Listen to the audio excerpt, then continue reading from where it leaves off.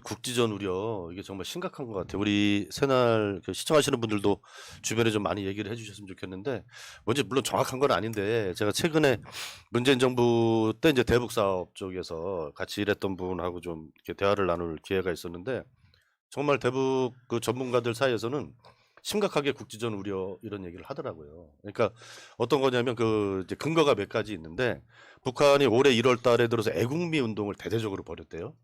이제 식량이나 이런 네. 거를 이제 주민들한테 받는 건데, 그게 북한 정권 수립된 후에 최초랍니다.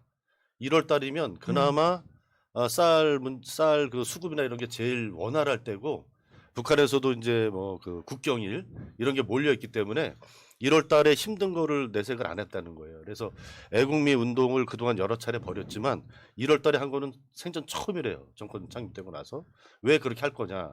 그리고 우리가 이제 잘 못 느끼는 건데, 북한에서 그 정권 차원에서 봤을 때 그 젊은 층에서 일어나는 그 남풍 바람 있잖아요. 한국식 이름, 뭐 습관 이제 이런 거, 언어 이런 거에 대한 그 북한 단속. 정권 지도부의 우려가 상당히 크답니다.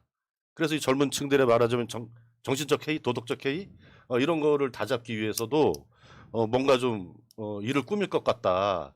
그런데 지난 김대중 정부 때 이제 서해 연평해전은 이게 더 심각한 건데 완패당했잖아요. 북한 입장에서는. 그러니까 해전에서는 도저히 그 맞상대가 될 이런 전력이 아니라는 거죠. 그래서 이번에 국지전이 발생하게 되면 육상에서 도발할 가능성이 높다.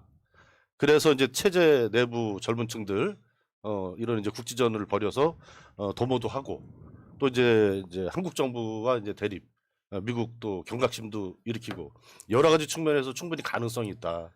거기다가 국민의힘이 어떤 정당입니까? 그 몇 년도인가 97년인가 그 이해창 대선 앞두고 폭풍. 북한한테 돈 주고 총풍을 네. 유도했던 이런 어, 범죄를 했던, 다 이제 유죄 판결 받았죠 그 사람들이.